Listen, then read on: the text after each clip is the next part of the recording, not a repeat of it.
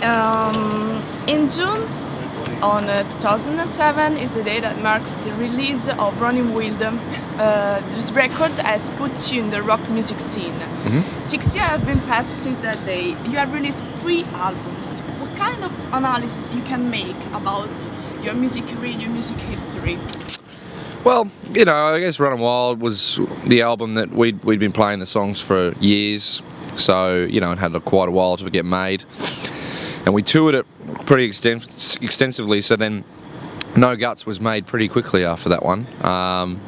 And it was sort of same kind of vibe, and I guess, as you know, a band, we sort of moved on, like, we focus on songs. In this last album we've done, we spent a bit more time and really focused on the songs, and yeah, 10 strong. That's good. There we go.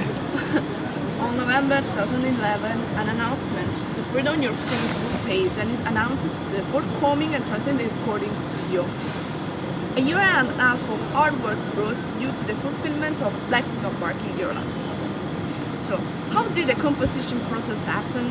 What was the main idea that has pushed you to write this new record?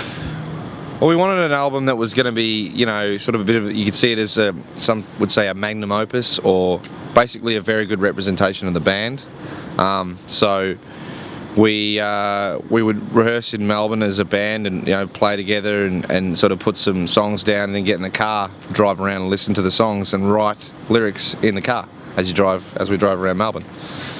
And I guess that was sort of... Yeah, we do a lot of writing on the road. I mean, a lot of writing happened also while we were touring No Guts. You know, just a lot of the songs, as you hear lyrically, about our lifestyle and touring and, you know, the rigours of... Thanks, Geraldo. But, yeah. Yeah, you know, and then the time off that we had back in Melbourne, we were able to, you know, get in the rehearsal studio and put those ideas of what we've done on the road, also mixed with old ideas. We had the kind of bit of time to go over a lot of old riffs and stuff that we've put away in the rock bank.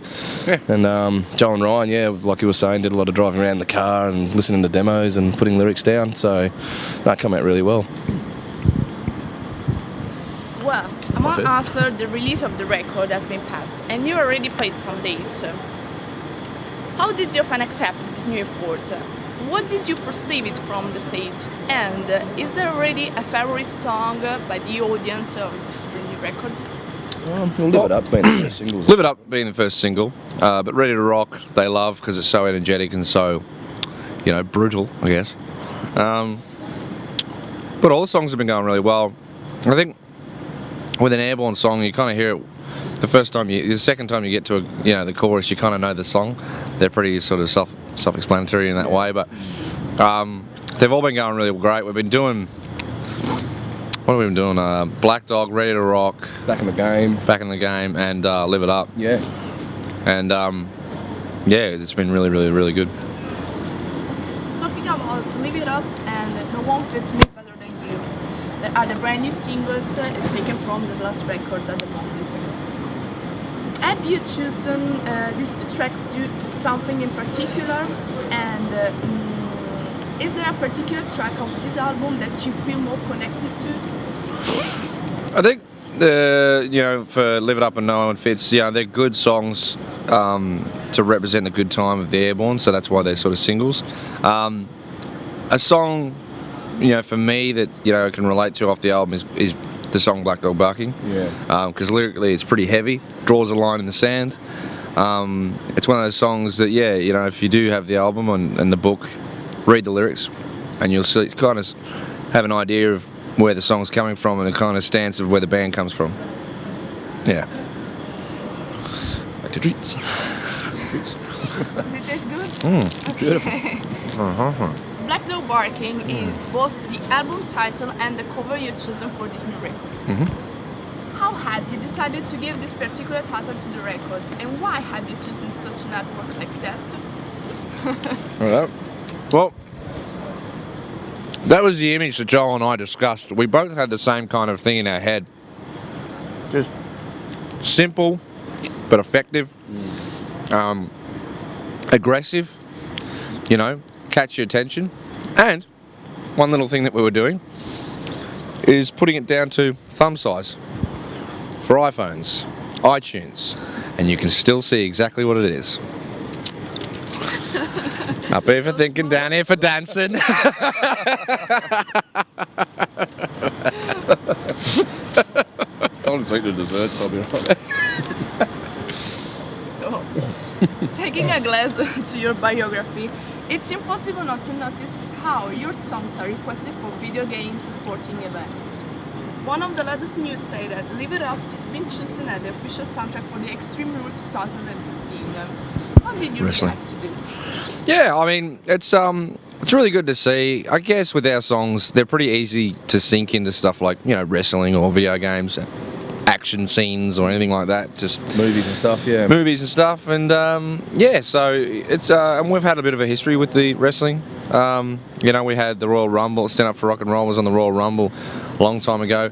We actually did a song for Ken Kennedy, Yeah, that's right. Yeah. Turn Up the Trouble. Turn Up the Trouble, yeah.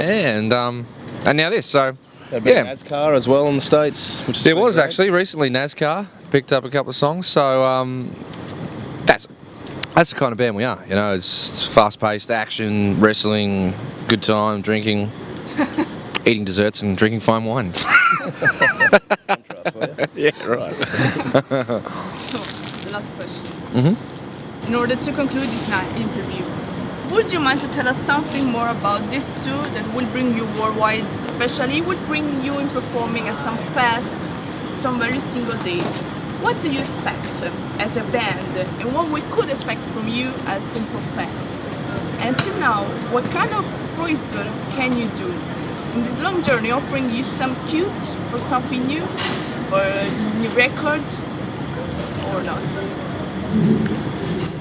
Well, what we see as a band in the future is just, you know, we're still growing, you know, and we hope to just, I don't know, you know, just keep staying true to the fans and doing it, releasing good albums and doing, you know, doing it right and staying true to our music. And That's it. I mean, the thing is, you know, they're booking dates all the way up, all through 2014 Yeah. to mid 2015, probably. We're working all the way to the end of this year, riding on the road, and just spreading the rock and roll and having a good time. yeah. That's what we do.